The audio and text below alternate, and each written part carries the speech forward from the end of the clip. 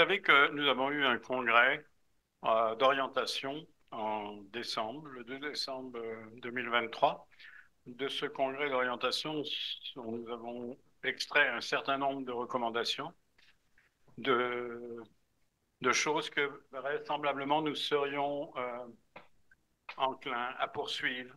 Et dans les sujets qui ont été étudiés, il y avait 8 ateliers et il y avait un atelier sur le populisme. Eh bien, j'ai le plaisir, je pourrais dire, de concrétiser notre orientation de ce côté-là avec la conférence de ce soir par Madame France Giroux, qui va nous expliquer le détail du populisme de droite. Je lui passe la parole. Merci, Monsieur Virard. Merci de l'invitation. Un article de Daniel Jacques, lequel se référait à la situation des États-Unis et à l'ouvrage d'il y a quelques années de Yashamounk, Le peuple contre la démocratie. Et euh, Daniel Jacques dit, il y a quelques années, dans cet ouvrage, on démontrait que le soutien aux valeurs démocratiques décroît dans ce pays, notamment parmi ceux qu'on désigne comme les millénarios et qui sont fait notable de grands utilisateurs des réseaux sociaux et autres technologies de communication. Les citoyens, conclut-il, éprouvent moins d'attachement pour la démocratie, selon Yashamounk, et se montrent plus ouverts aux solutions autoritaires que jadis. Et l'autoritarisme est lié au populisme. Le respect pour les règles et principes démocratiques a décliné à toute vitesse. Désormais, la démocratie n'est plus le seul choix possible. Elle est en cours de déconsolidation. En effet, c'est le concept qu'emploie Yashamounk, qui est un Américain d'origine polonaise qui enseigne à Stanford. Et il ajoute par la suite que ce sont les jeunes qui s'avèrent les plus critiques envers la démocratie. Et dans le titre de son sous-chapitre, c'est Les jeunes ne nous sauveront pas. Et effectivement, en note, on voit que l'auteur constate que les millénarios états-uniens témoignent d'une méfiance comparable envers la démocratie à celle des citoyens polonais, soit un ratio d'1 sur 4 pour les premiers et d'1 sur 6 donc pour les seconds. Alors, c'est troublant de penser que le populisme croît à ce point. En fin de semaine dernière, Le Devoir nous disait que Trump, lâché par plusieurs ex-membres de son cabinet, malheureusement, il n'est pas lâché par beaucoup de sa base. On en parlait à l'instant. On voyait que ses anciens collaborateurs veulent empêcher le retour du républicain à la Maison-Blanche. Parmi eux, j'ai calculé que sur 8 collaborateurs qu'on mentionne, il y en a 5 qui sont inquiets pour la démocratie, dont évidemment l'ancien vice-président Mike Pence, mais il y a aussi John Kelly, le général à la retraite, euh, qui, en entrevue au Washington Post, dit que les institutions démocratiques sont en péril. Alors, en introduction, je vais mentionner qu'on est à la fin de l'exception québécoise et canadienne, exception selon laquelle le Canada serait à l'abri d'un populisme de droite. Puis, nous définirons le populisme d'aujourd'hui, lequel se déploie essentiellement à droite, selon certains politologues et aussi, selon la philosophe Danielle Letochat, ce n'est pas une bonne idée de s'efforcer de théoriser un populisme de gauche. En développement, je vous proposerai un examen de la parole du candidat de cette mouvance populiste, ce qui montrera à quel point le discours de ce candidat est relié aux affects dont le contenu, l'objet ou l'expression sont essentiellement politiques. Les anthropologues expliquent ce phénomène. Je cite l'anthropologue Jean-Jacques Courtine, l'émotion est une force politique, elle peut être manipulée. Et nous verrons que le candidat populiste la manipule très bien. Enfin, nous verrons que le populisme est, selon certains, un correctif utile à nos démocraties, mais qu'on peut, selon ma thèse, tout à fait défaire cette théorie-là, selon une première impression. Ensuite, nous conclurons sur le populisme, la polarisation et la démocratie. Alors, la fin de l'exception, depuis 2020, l'actualité politique semble donner raison à la thèse d'un Canada qui ne serait pas du tout à l'abri d'un populisme de droite. Autant au niveau provincial, la droite conservatrice semble dépassée sur sa droite par une droite plus radicale et populiste, et elle copie, intègre de plus en plus les stratégies de cette dernière pour rester compétitive. Bien que leur mobilisation ait débuté bien avant la pandémie, l'anxiété et l'incertitude provoquées par la COVID-19 ont créé une opportunité politique unique pour les mouvements populistes de droite. Les recherches portant sur les réseaux sociaux au Canada suggèrent une montée en flèche des activités en ligne liées aux théories du complot, au discours haineux et à l'extrémisme violent aux quatre coins du pays. Selon Statistique Canada, le nombre de crimes haineux déclarés par la police a augmenté de 37 en 2020. Ceux motivés par la haine, pardon, à l'égard d'une race ou d'une origine ethnique ont augmenté de 80.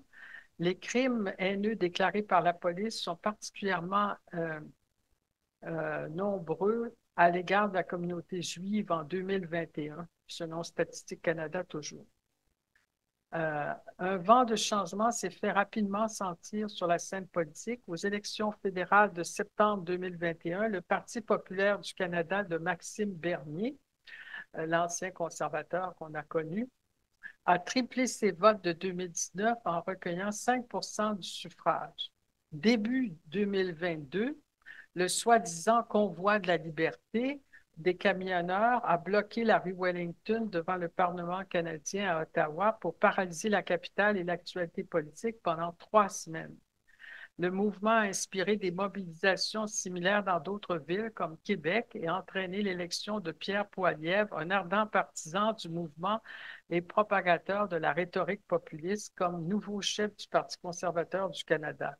Au Québec, menant la contestation contre les mesures de santé publique et promettant de choisir les immigrants en fonction de leur, entre guillemets, compatibilité civilisationnelle, le Parti conservateur d'Éric Duhem a réalisé sa meilleure performance électorale en octobre 2022 avec la récolte de 13 des voix, sans faire élire un candidat, ce qui appartient à notre système de scrutin électif. Le même mois, Danielle Smith est devenue première ministre de l'Alberta.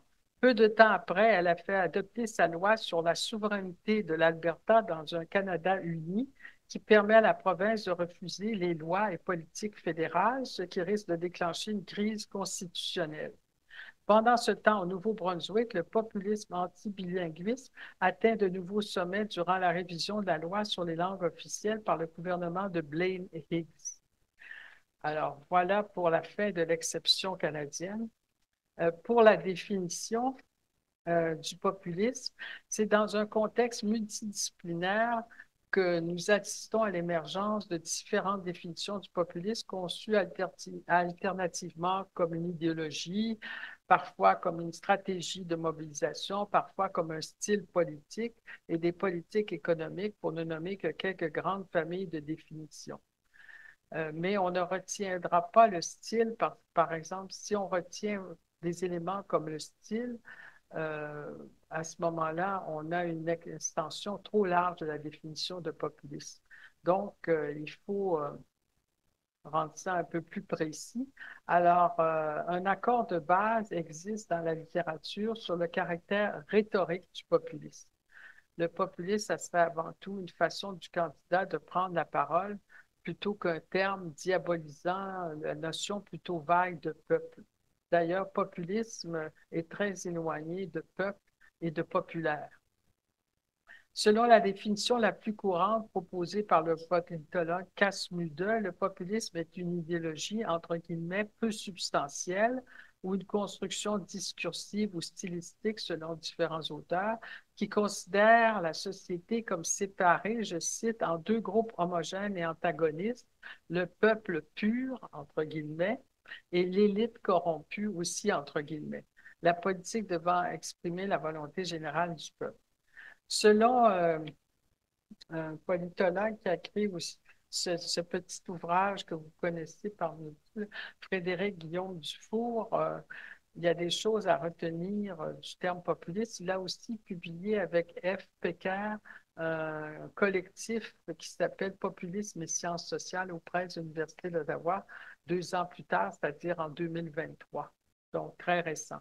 Alors, selon le politologue de l'Université de Montréal, Frédéric Guillaume Dufour, ce qu'il convient de bien saisir, c'est que le populisme génère un cloisonnement social entre les membres du peuple, entre guillemets, et ceux de l'élite, entre guillemets, et que ce cloisonnement est d'abord moral plutôt qu'ethnique ou socio-économique. Alors, l'avantage de cette définition d'opposer l'élite et le peuple, c'est que ça rend l'extension de la définition moins grande que de dire seulement autre chose que le populisme est de la démagogie ou un style ou même on peut montrer que c'est parfois près du fascisme, mais le fascisme appartient au grand ensemble du populisme, mais tout populisme n'est pas fasciste. Alors, dans l'imaginaire politique populiste, on peut aussi ajouter, selon Frédéric Guillaume Dufour, que le leader a souvent un monopole énonciatif, je le cite, qui l'autorise à distinguer le peuple de l'élite, le vrai du corrompu et le moral de l'immoral. Si tous les populismes n'accordent pas la même centralité au chef, le recours à une rhétorique guerrière moralisatrice stimule les passions et fait des affects, comme la frustration, la colère, le désespoir, l'admiration, de puissants vecteurs de mobilisation. La logique propre au populisme favorise donc l'apparition d'un chef charismatique capable de récolter les fruits de cette indignation. Ce chef a souvent le privilège de transformer des termes aux référents malléables en mots codés et de donner aux mots élite, establishment ou encore Gotha, j'ajouterais ça. Euh, Frédéric Guillaume Dufour lui parle aussi de système, donc de donner à ces mots un sens variable selon les interlocuteurs auxquels ils s'adressent, comme les médias, les chercheurs, les fonctionnaires, etc. Enfin, le mot guerre est important dans notre définition, toujours selon Dufour. Les populistes adhèrent généralement à une conception de la politique voulant que la relation entre les groupes ne relève pas d'une rivalité entre adversaires, mais d'une guerre entre ennemis. La coopération et la recherche de compromis euh, sont donc disqualifiées au profit d'une rhétorique martiale visant à éradiquer l'ennemi ou à vaincre une maladie. Le populisme de droite, de ce point de vue aussi, épouse parfois une doctrine qualifiée de chauvinisme social, selon Dufour. Selon cette doctrine, seuls les membres de la communauté ethnique devraient bénéficier des politiques sociales de l'État. On trouve des variantes régionales du chauvinisme social, par exemple chez les Flamands à l'égard des Wallons en Belgique, les Italiens du Nord à l'égard des Italiens du Sud, ou encore dans les pays du nord de l'Europe à l'égard de la Grèce, de l'Italie, de l'Espagne et du Portugal. Au Canada, il n'est pas rare d'entendre les partisans du Wexit ou de la séparation des provinces de l'Ouest du Canada dénoncer le programme de péréquation fédérale qui permettrait au Québec de se payer des politiques sociales sur le dos du dur labeur des travailleurs de l'industrie du pétrole de l'Ouest. Les qualités du peuple dans le discours populiste, honnêteté, franc-parler, bon sens, le fameux bon sens duquel on se demande si le candidat conservateur ne s'éloigne pas, plus il l'invoque. Importance de la famille, alors toutes ces qualités du peuple sont souvent présentées comme faisant défaut non seulement à l'élite, mais, c'est étonnant, aussi à différents groupes au bas de l'échelle, étiquetés comme malhonnêtes, abusant de l'aide sociale ou de la générosité du peuple. Comment expliquer l'attrait du populisme durant la période actuelle? C'est ce que nous verrons au prochain point. Alors, on arrive dans le point de la rhétorique du candidat populiste. Vis-à-vis de l'insatisfaction causée par l'ensemble des partis politiques qu'aucun ne nous représente, puisqu'aucun, selon les populistes, ne nous représente, le populisme propose l'accaparement de la parole par celui que Pierre Rosan Vallon appelle un homme-peuple. C'est dans son ouvrage Le siècle du populisme, paru récemment. Alors, cet homme-peuple va porter toutes nos quêtes et toutes nos réalités. Surgit alors un problème, selon moi, de la part du candidat, n'est-ce pas remettre en cause la compétence réelle ou du moins supposée des participants à l'exercice démocratique que de parler à leur place en faisant appel aux affects comme la peur, la colère, la nostalgie, par un discours sursimplifiant les enjeux complexes. Il y a bien sûr moyen de faire appel aux affects et à l'intelligence en même temps. La littérature nous le rappelle, mais est-il vraisemblable que ce soit le cas du candidat populiste? Puisque les populistes abusent de la démagogie et donc refusent tout compromis, leur solution sera de faire bloc, quitte à ostraciser sans motif ni objectif certaines minorités de la cité dont il faut conduire les affaires. De ce point de vue-là, l'Inde, avec Narendra Modi, donne un exemple flagrant. Alors maintenant, ce ne sont plus les intouchables qui sont en, la caste la plus basse, mais ce sont les musulmans qui sont complètement opprimés là-bas depuis l'élection du populiste Modi. Alors, selon l'énoncé caustique de Christian Godin, je le cite, le populisme répugne à la délibération, il n'a que des certitudes. Au départ, on aurait pu croire que vis-à-vis des impatiences et des colères de la part des citoyens, les questions des populistes étaient légitimes et qu'ils voulaient davantage de délibération et de décision au lieu de donner un mandat des gouvernements à chaque scrutin électif. On connaît l'amour des populistes pour le référendum. Mais finalement, ils répugnent plutôt à la délibération. Ils en ont horreur. C'est justement la seconde atteinte à l'intelligence collective. Au lieu de concevoir le nous démocratique comme un processus astreignant au fil duquel l'appartenance est toujours à nouveau négociée et discutée à nouveau frais, le candidat présume que le peuple acceptera son déni du principe que différentes parties forment le tout qu'est la nation. Et quand on parle de l'horreur des populistes pour la délibération, on pourrait ajouter que, n'est-ce pas, c'est aussi le cas du wokisme. Alors, dans un article toujours là, du numéro d'argument, on voit, alors, cet article, Danick Parenteau préfère le terme éveillisme. Et il considère que souvent on emploie le terme wokisme comme une insulte. Alors, Pierre Saint-Amand mentionnait que l'éveillisme est un problème qui semble soucier davantage les membres de notre association, ce qui est déjà une bonne chose parce qu'effectivement, on voit dans certains ouvrages dont me parlait Pierre Saint-Amand, La religion du wokisme, que certains parmi vous ont lu, que c'est un danger parce que justement, les interlocuteurs refusent de débattre vraiment. Non seulement ils refusent d'accepter de changer de point de vue en écoutant les arguments de l'autre, mais en plus, ils refusent même de définir ce qui les oppose au minimum, ce qui serait le minimum. Et on retrouve la même attitude chez les populistes. Les populistes ajoutent en plus, selon plusieurs politologues, l'invective. Il y a tout un processus d'intimidation. En un mot, au lieu de délibérer, de discuter, de dialoguer, on dit l'autre vient de parler, peu importe ce qu'il a dit, on continue la discussion en présentant son propre programme et on insulte l'autre en disant que tout ce qu'il a dit n'a aucun bon sens ou s'éloigne du fameux solide bon sens. Alors, le mouvement éveilliste n'est pas spécifique au Québec puisqu'il est en premier déployé, comme vous le savez, aux États-Unis. Il vise sans cesse la division et la confrontation.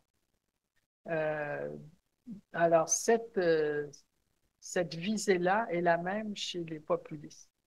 On vise la division et la confrontation, ce qui fait qu'on peut parler dans les deux cas, de deux forces polarisantes de fait en croissance, comme le fait Danick Parenteau.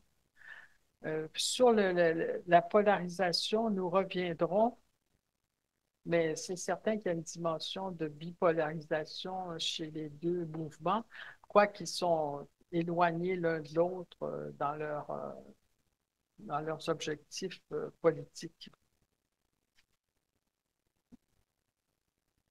Alors, puisque le populisme désigne un ensemble d'idées, d'expériences et de pratiques auxquelles peuvent se référer des acteurs politiques très différents, il n'y a pas de modèle parfait de la parole du candidat populiste. Mais tel que le disait Patrick Moreau dans son ouvrage Ces mots qui pensent à notre place, c'est bien de citer Camus, mal nommer les choses, c'est ajouter au malheur du monde. Précisons donc que la notion de populisme ne se définit pas nécessairement par les mots qui lui ressemblent, on le mentionnait à l'instant, tels que peuple ou populaire. Rosan Vallon le remarque, il y a aujourd'hui en Europe, dit-il, deux mots qui se regardent en chien de faïence, ceux de peuple et de populisme. Fin de la citation. Le souci de déterminer politiquement la notion nous conduit plutôt vers les dimensions spécifiques que sont l'anti-élitisme et l'appel aux affects de la part d'un dirigeant charismatique. En fait, tant les candidats que les électeurs populistes expriment une hostilité certaine envers l'élite intellectuelle et scientifique établie. Toutefois, les uns et les autres ne considèrent pas qu'ils deviennent alors des adeptes de l'anti-intellectualisme. Certains candidats pourraient ainsi mettre en évidence la vérité, donc la crédibilité des informations que les électeurs repèrent sur Internet, d'autant plus qu'elles vont dans le sens des solutions que préconise la majorité silencieuse au détriment de celles proposées par les minorités. Ce qui conforterait l'apologie de ce sens commun, identifiable à la spontanéité ou au démocratisme et auquel adhèrent les électeurs des partis populistes.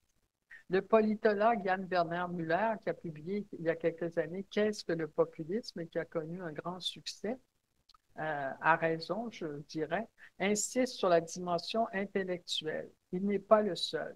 Christian Godin, dans la revue Cité, qui consacrait un dossier au populisme, abonde en son sens. Le populisme, je le cite, se méfie du savoir et de la pensée comme d'une peste. Il est méfiant vis-à-vis de la science parce que celle-ci émane des puissants et qu'elle sert leurs intérêts. Le populiste croit que tous les chiffres, à gauche ceux du chômage, à droite ceux de l'immigration, sont faux. Nous vivons dans une société de défiance. Depuis les années 1980, la majorité des citoyens se méfient des responsables politiques. Fin de la citation.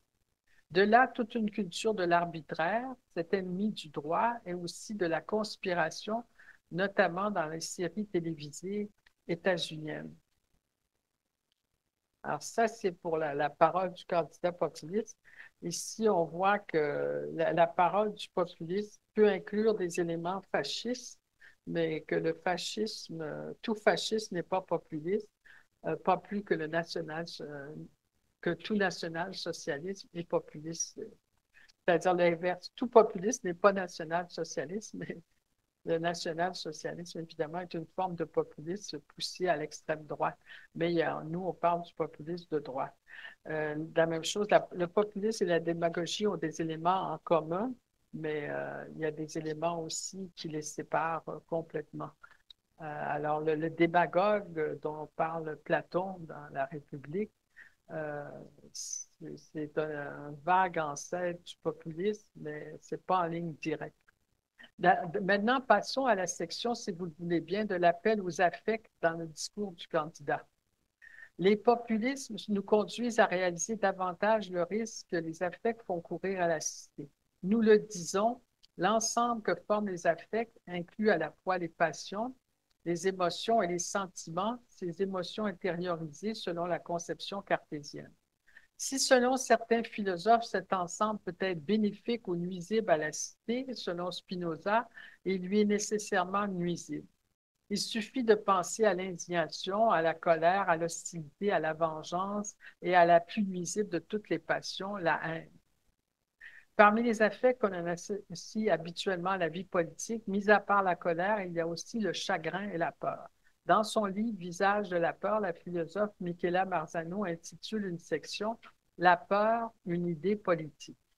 Elle y montre comment les chefs d'État risquent d'instrumentaliser la peur dans des régimes démocratiques ou non, allant de celui de Robespierre à celui de George Bush fils. Au moment de légiférer dans le domaine de la sécurité à la suite des attentats du 11 septembre, euh, c'était remarquable là, comment il y avait une instrumentalisation de la peur. Pensons à Machiavel et à Hobbes. La peur est propice au pouvoir dont nous sommes loin d'être certains qu'ils veuillent l'éradiquer. Sans qu'elle s'affirme autour de l'axe qui est le populisme, ce peut être la peur de l'insécurité, la peur des immigrés, la peur du changement climatique, la peur du chômage. Sans mentionner ce qui s'ensuit hors de la social-démocratie, le déclassement des électeurs des classes moyennes inférieures ou, comme on le disait jadis en Allemagne, de la petite bourgeoisie. Le mot de déclassement là, est fondamental dans le populisme. On peut expliquer l'origine du phénomène populiste, ben, le déclassement. Par exemple, la notion de déclassement dans une classe moyenne se manifeste souvent, selon le politologue Gérard Boismenu, par le fait qu'il existe maintenant dans les familles un scepticisme des parents vis-à-vis de la valeur du diplôme. Avec la peur coexiste une émotion qui ne sidère pas l'acteur qui la ressent, la nostalgie. Croire que, entre guillemets, c'était mieux avant ne risque pas d'empêcher le citoyen de planifier et d'agir. Cela est vrai en démocratie. En revanche, en dictature, c'est autre chose. Les citoyens doivent renoncer à toute initiative et chacun sait que plus d'un dictateur s'est inspiré de nostalgie dans ses discours mystificateurs. Alors, on ne peut pas dire, par exemple, que la Russie est un État populiste euh, parce que, justement, on empêche toute initiative. Alors, le terme populiste, il ne faut pas l'appliquer à tout régime, bien qu'il y ait une dimension autoritaire dans le populisme. Alors, revenons au contexte de nos démocraties représentatives. Ce qu'il y a de commun entre les situations populistes, c'est que sur le plan formel, dans un premier temps, le candidat populiste caricature la démocratie davantage qu'il ne la met en cause. Les affects versatiles contribuent à une critique instable des partis et des institutions politiques. Du point de vue des électeurs, le fait d'accorder à un homme-peuple la charge de s'occuper de tous nos désirs et de toutes nos réalités montre le lien éventuel entre le populisme et la sursimplification. Et là, nous serons exactement dans une situation où des candidats populistes montrent qu'ils préfèrent attirer des électeurs non pas par des arguments rationnels, mais plutôt par des passions et des émotions. Nietzsche et Schopenhauer avaient mentionné les risques du ressentiment, cette colère notamment envers les supérieurs. On présumera que ce sera envers les élites politiques, financières et entrepreneuriales. L'éloquence du candidat populiste n'a rien à voir avec les grands récits tels que le socialisme ou les épopées nationales qui servaient de référence et d'aspiration aux citoyens. Ce qui laisse à penser que les électeurs populistes, emplis de différentes émotions, dont le ressentiment contre la gauche et la droite, lesquels n'ont pas su réfuter l'interprétation du capitalisme qu'en fait le Fonds monétaire international, présenteraient un profil psychosocial caractéristique. Jan Werner Müller, le politologue que nous mentionnons tout à l'heure, qui avait écrit avant Difficile démocratie, avant d'écrire Qu'est-ce que le populisme, conçoit toutefois qu'il faut se méfier de la posture des élites libérales qui, par cette tentation de psychologiser l'analyse, considèrent avec condescendance les partisans des partis populistes. Car cela ne fait que renforcer l'esprit partisan des authentiques populistes. Malgré tout, il montre l'induction dont on peut faire l'hypothèse, puisque ces partisans seraient empreints de colère, de ressentiment et d'angoisse de déclassement et se tourneraient vers des solutions tout à fait aléatoires. Ainsi, deux auteurs très avisés concluent: si l'antisémitisme était, selon le mot célèbre d'Auguste Bebel, le socialisme des imbéciles, le populisme l'est en effet tout autant, car l'un et l'autre ne s'arment pas de théorie socialiste pour contenir les excès du capitalisme. Alors, l'autre grand auteur à viser, c'est Christian Godin dans le numéro de la revue Cité sur le populisme. L'espace civique commun sous le contrôle de l'émotion fait l'objet de discours dénués de vision. Le dirigeant populiste dénonce l'inégalité, certes, mais une fois au pouvoir, il devra gouverner afin de la réduire. Et cela sera vraiment problématique dans les nations néolibérales, par exemple, dans celle des États-Unis, qui a connu un second âge d'or en référence au livre The Gilded Age, âge d'or qu'on traduit aussi parfois par âge du stock. Cela a provoqué un nouvel accroissement des inégalités sous les années de la présidence républicaine du non-populiste Ronald Reagan. Être fier de son inculture, comme c'était son cas, et adhérer au populisme ne sont pas corrélés dans tous les cas. De cette fracture sociale, les États-Unis ne se sont jamais remis.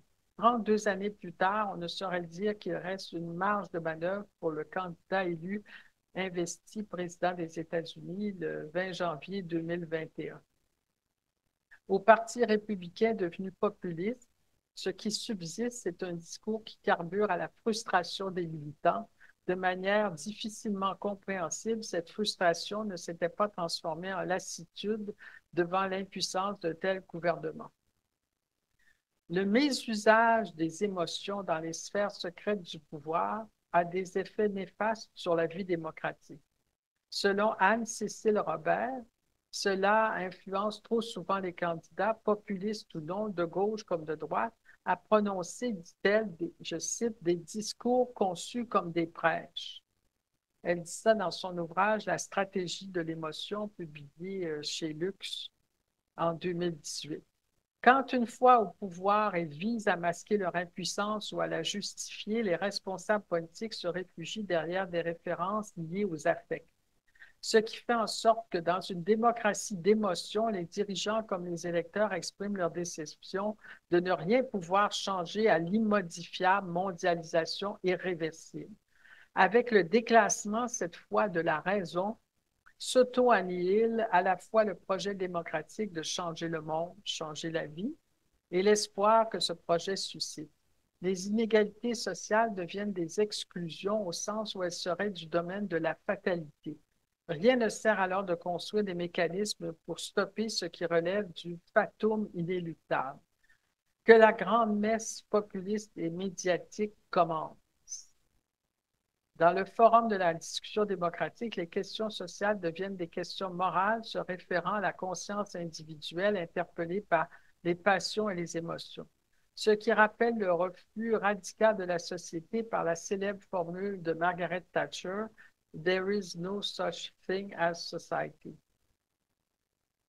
Mis à part le fait que souvent on puisse la corréler à la fatalité, l'émotion constitue un terreau fertile pour les discours qui entremêlent vérité et mensonge, comme le fait la post-vérité. Tel que le précise la philosophe Florence Hanson-Löw, je la cite, la post-vérité, c'est une notion quelque peu différente du mensonge. Le mensonge était le fait des dictatures et des totalitarismes du siècle dernier qui inventaient des récits cohérents pour justifier le pouvoir. Et pour justifier leur pouvoir, certes, mais j'ajoute qu'ils croyaient à leur récit, ils croyaient à l'homme nouveau, ils croyaient qu'ils allaient changer le monde. Tandis que les populistes, eux, n'y croient pas nécessairement. La post-vérité vient de la télé-réalité, dit Laurence Henson-Löw, et aussi des réseaux sociaux. Et j'ajouterais d'une panoplie de nouveaux médias à la carte, tels Rebel News au Canada ou InfoWars aux États-Unis.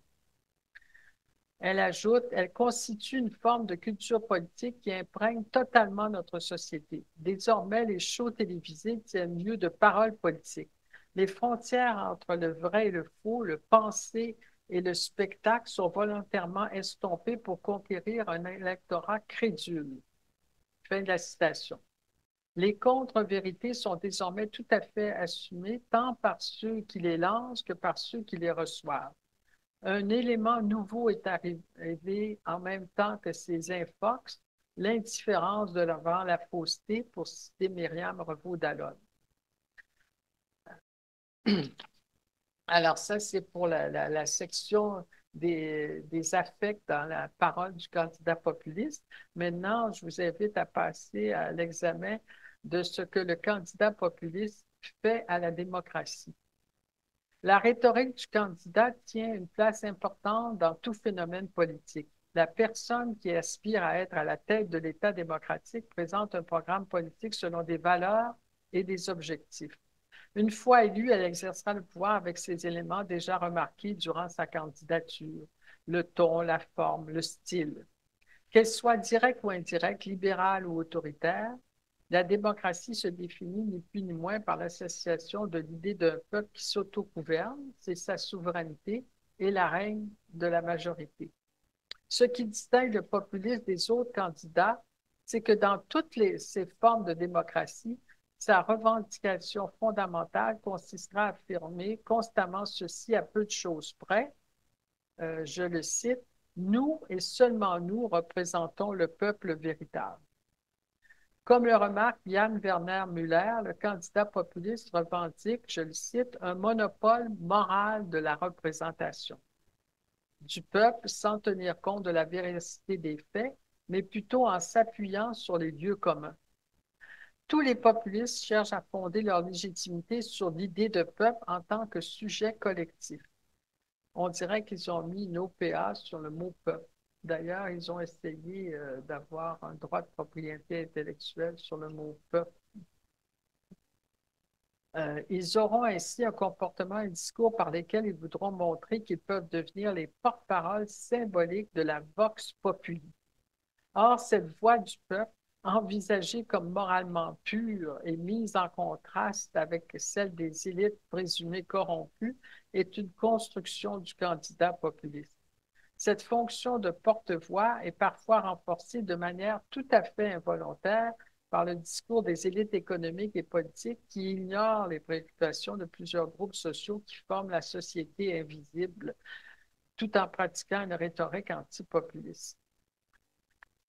Entre la démocratie et le populisme, vous le voyez, il y a un rapport de tension, voire de surtension pour emprunter un terme à l'électrocinétique. Car si les populistes ne disent pas nous sommes les 99%, c'est qu'ils n'affirment rien moins que représenter les 100%.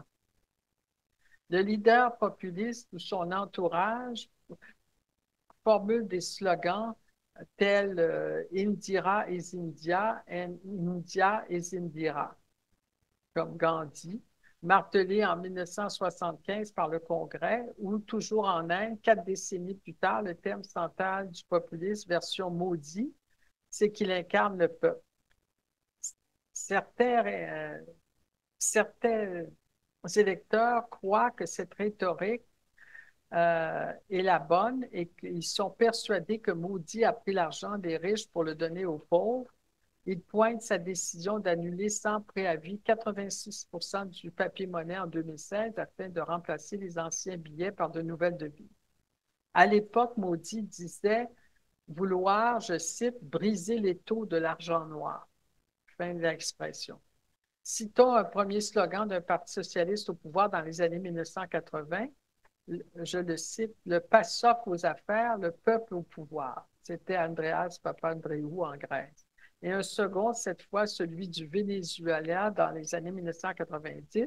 Chavez est le peuple, nous sommes le peuple, les mignons sont Chavez, toi aussi tu es Chavez.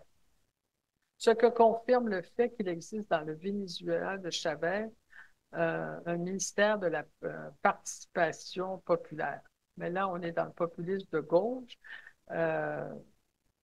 Et il existe, mais il est moins fort qu'il était au 19e siècle au départ, soit en Russie ou aux États-Unis. Une telle conception de la représentation se retrouve dans de nombreux types de populisme. L'unique devient le tout. Il exclut tout ce qui ne correspond pas à sa pensée, devenu pour ainsi dire un sillon. Les artistes, les minorités, l'effervescence du social. En revendiquant le monopole moral, donc symbolique de la représentation, les candidats populistes ne visent en rien à devenir des mandataires chargés d'apporter, entre guillemets, des correctifs utiles à la démocratie, ce que croient parfois les adeptes d'un populisme dit de gauche, car ces candidats ne s'intéressent pas du tout à la participation citoyenne comme telle. Ce n'est pas le principe de représentation qu'ils mettent en cause de manière radicale, mais seulement des représentants en poste. D'où, selon le populiste suisse Christophe Blocher, qui a pris sa retraite depuis un certain temps, l'impératif d'évincer les élites, car la déconsidération s'accorde à ceux qui se servent plutôt que de servir le bien commun. Alors, dans un ouvrage, justement, que je vous mentionnais, Populisme et sciences sociales, Frédéric Guillaume Dufour, dans cet ouvrage collectif de 2023, plaide pour une sociologie comparée et historique du populisme qui prend au sérieux la variation dans le temps et dans l'espace. En dialogue critique avec les approches existantes sur le populisme, souvent dénuées de perspectives historiques, Dufour propose un cadre méthodologique pour comprendre la longue durée du populisme, notamment en ce qui concerne les processus de démocratisation et de dédémocratisation. Donc, est-ce un correctif utile? On voit que finalement, à l'échelle mondiale, dans les dernières décennies, les symptômes de dédémocratisation au sein de régimes démocratiques libéraux et d'autre part, une consolidation autoritaire dans une nébuleuse d'États qui rejette explicitement ce régime politique. Il est important de ne pas confondre les deux trajectoires. Alors, si on adopte une perspective à court terme, elles ont un air de famille. Par exemple, la Chine et la Russie rejettent explicitement le modèle de la démocratie libérale et des contre-pouvoirs. Mais à plus long terme, en revanche, les régimes dotés d'institutions et de procédures démocratiques bien établies ont pour particularité clé que les formations politiques autoritaristes doivent s'y imposer par le jeu démocratique. Et c'est justement là que sont les populistes. Alors, ils s'imposent par le jeu démocratique, mais par exemple, Donald Trump dit que la première journée où il sera au pouvoir, il sera dictateur. Seulement la première journée. Alors là, il y a un risque, tout en étant passé par le jeu démocratique, naturellement. C'est cet appel à des politiques autoritaires dans un contexte institutionnel démocratique qui crée la dynamique particulière dans laquelle s'inscrit le populisme de droite actuel. Quelles sont les dynamiques et les mécanismes institutionnels associés à la dédémocratisation dont parle Frédéric Guillaume Dufour? Avant de répondre à cette question, il importe, selon lui, je le cite, de rappeler que les formations politiques associées à un populisme de droite ne sont que rarement parvenues au pouvoir, contrairement à ce qui s'est produit aux États-Unis, en Hongrie, en Pologne et au Brésil. En Europe, certaines font partie de coalitions au pouvoir, voire ont pu mettre au programme quelques enjeux politiques autour de la sécurité publique et du contrôle d'immigration notamment. Il est donc parfois difficile de départager ce qui relève de la rhétorique du parti d'opposition de ce qui relève des politiques réelles adoptées par ces formations. Fin de la citation. Alors, on assiste à une critique de la démocratie libérale et de ses institutions. Si plusieurs principes importants de la démocratie libérale étaient institutionnalisés avant la Seconde Guerre mondiale, dont les principes de représentation et de responsabilité des élus, ce qu'on a vu après le conflit de 1939-1935, c'est une extension des droits sociaux, civils et politiques permettant à un plus grand pourcentage de la population de s'impliquer politiquement. Cette extension des droits a souvent suivi une trajectoire différente d'une catégorie de population à une autre, hommes, femmes, population autochtone, le groupe nationaux minoritaires ou racisés, minorités sexuelles, notamment en ce qui a trait à l'accès au suffrage. C'est également dans les décennies de l'après-guerre que l'idée selon laquelle les minorités devaient faire l'objet d'une protection juridique a fait son chemin avec la multiplication des chartes des droits et libertés de la personne. Or, comme l'ont souligné plusieurs sociologues, la démocratie est un régime politique pouvant constamment être amélioré et qui n'est jamais à l'abri des vagues de dédémocratisation. Ce qui intéresse ici Guillaume Dufour ce n'est pas de situer le populisme de droite par rapport à la démocratie en général, mais par rapport à la démocratie libérale et à l'État de droit tels qu'ils se sont institutionnalisés dans la seconde moitié du 20e siècle. Les mécanismes de consolidation autoritaire recensés dans un ouvrage comme celui de Levitsky et Ziblatt, qui s'intitule La mort des démocraties, paraissent pertinents pour ce faire. Je cite Frédéric Guillaume Dufour, la démocratie libérale n'est jamais à l'abri de pratiques antidémocratiques. Ainsi, le gerrymandering ou le découpage partisan aux États-Unis des circonscriptions électorales, la limitation du droit de vote, l'entrave au droit de vote, la manipulation électorale, les représailles contre les diverses catégories d'électeurs ou encore l'annulation de bulletins de vote existent bel et bien dans certains régimes dits démocratiques. L'occurrence des pratiques non démocratiques ne fait cependant pas le régime autoritaire. Par exemple, bien que l'intimidation des opposants politiques soit une pratique antidémocratique, il serait naïf de penser que les démocraties libérales en sont exemptes. Fin de la citation. Les réseaux sociaux ouvrent la voie au harcèlement, on le sait, et à l'intimidation des journalistes, des chercheurs et des élus par des partisans politiques ou des conspirationnistes. Il en va de même de la cooptation des acteurs sociaux et des opposants.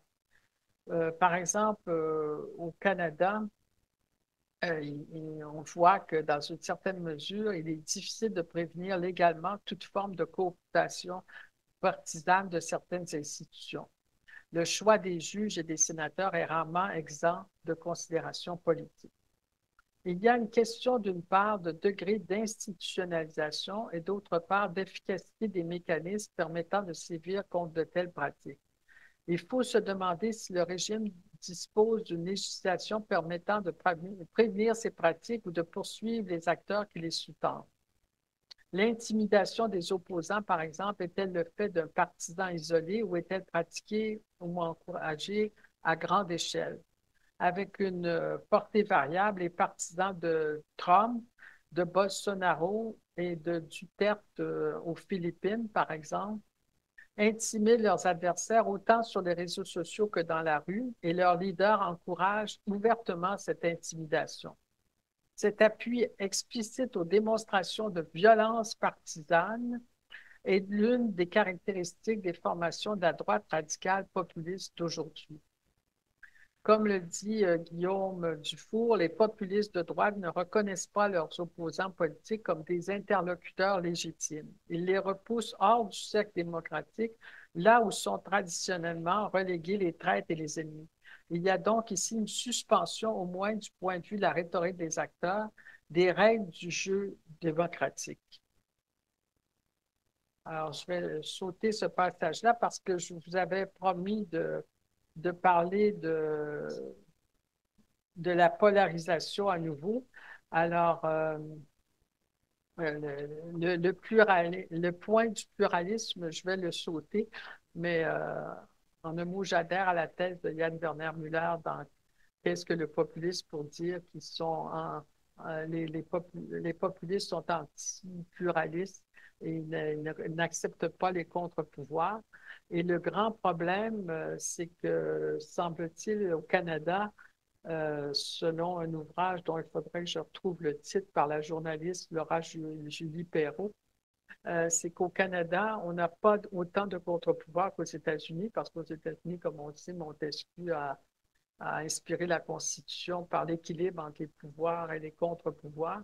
Donc, si on avait un Trump canadien, par exemple, eh bien, on n'aurait pas autant de contre-pouvoirs qu'on a aux États-Unis pour stopper la gouverne d'un populiste. Alors, on va passer brièvement à la polarisation. J'espère ne pas trop dépasser 40 minutes. Alors, la polarisation qu'on remarque tant chez les populistes que chez les éveillistes, en lien avec la démocratie et le populisme. Alors, le populisme de droite s'inscrit souvent dans un contexte, on le sait, de forte polarisation politique et sociale, mais selon Frédéric Guillaume Dufour, dans son petit ouvrage ici, il dit, voilà, Mais la relation entre les polarisations, la démocratie et le populisme de droite n'est pas unilatérale. Par polarisation sociale, on entend le processus qui tend à cliver une population en deux camps opaques qui s'opposent dans la perception d'un enjeu politique ou culturel impliquant une hiérarchie de valeurs diamétralement contraires. Ce clivage autour d'un enjeu active une solidarité intragroupale et inhibe la solidarité et l'empathie à l'égard de l'autre groupe. Cette solidarité intragroupale alimente un double biais, remarque-t-il. C'est un double biais d'interprétation qui, d'une part, se manifeste comme ceci. Les membres du groupe sélectionnent les faits et les renseignements qu'ils retiennent en fonction de ce qui alimente leur vision du monde. Et, deuxièmement, ils modulent leur empathie et leur conception de la justice en ne l'appliquant qu'aux membres de leur groupe. Les membres d'un groupe peuvent aller jusqu'à refuser qu'un membre de l'autre groupe se marie avec un membre de leur famille, par exemple. Instiller et alimenter cette polarisation est un objectif stratégique des populistes de droite. Comme l'affirmait Steve Bannon en 2014, il faut laisser la base nourrir la haine. Turn on the hate. Parce que c'est la seule chose qui va l'inciter à faire son devoir. Fin du slogan politique de Steve Bannon. Trump s'est par la suite départi de son conseiller politique, mais n'a jamais renoncé à ce principe selon Dufour. Alors, le problème dans la polarisation qu'on remarque, c'est que la polarisation est au cœur de la vie démocratique. Il est normal en démocratie que des conflits surviennent en fonction de clivages socio-économiques, euh, régionaux, professionnels, sociopolitiques, idéologiques. Ce ne sont donc pas les polarisations en soi qui posent problème. C'est lorsque elles revêtent certaines caractéristiques menaçant la démocratie. Selon Dufour, une de ces caractéristiques est la superposition. La polarisation qui s'oppose systématiquement à celle d'autres groupes euh, finalement montre qu'on ordonne les préférences, on réévalue les objectifs en faisant normalement des compromis avec d'autres groupes. Quand les polarisations se superposent, elles ont pour effet de consolider la vision du monde, du groupe, de conforter la hiérarchie de ses préférences politiques et surtout d'éviter la recherche de compromis. Ici, le pôle adverse n'est plus perçu comme un interlocuteur légitime dont nous parlions tout à l'heure, et le cadre démocratique devient donc un obstacle à la neutralisation de l'autre pôle.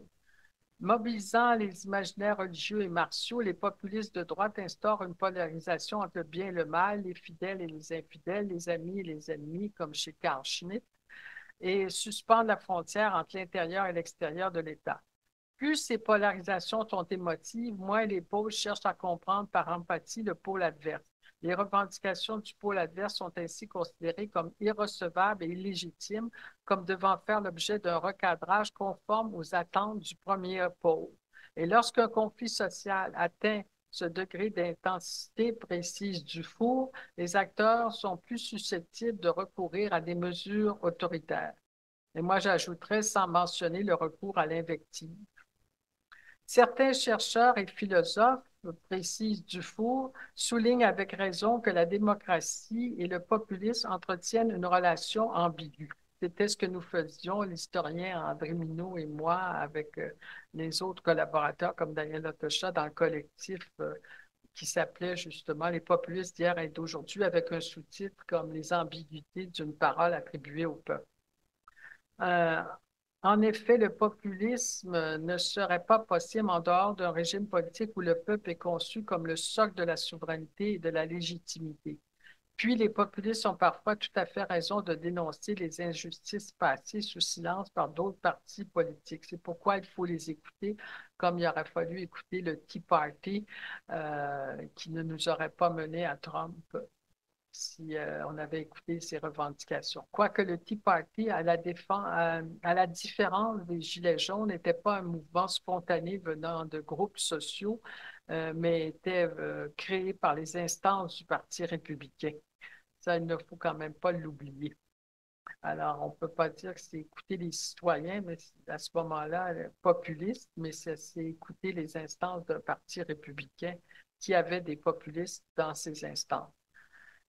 Cependant, pour les citoyens qui s'intéressent à l'avenir des démocraties libérales, aux droits politiques et civiques et au fragile équilibre institutionnel qui s'y est développé depuis la Seconde Guerre mondiale, selon Dufour, ce serait un jeu dangereux de faire preuve de complaisance à l'égard des acteurs qui se réclament aujourd'hui d'un populisme arrimé à un modèle de démocratie illibérale.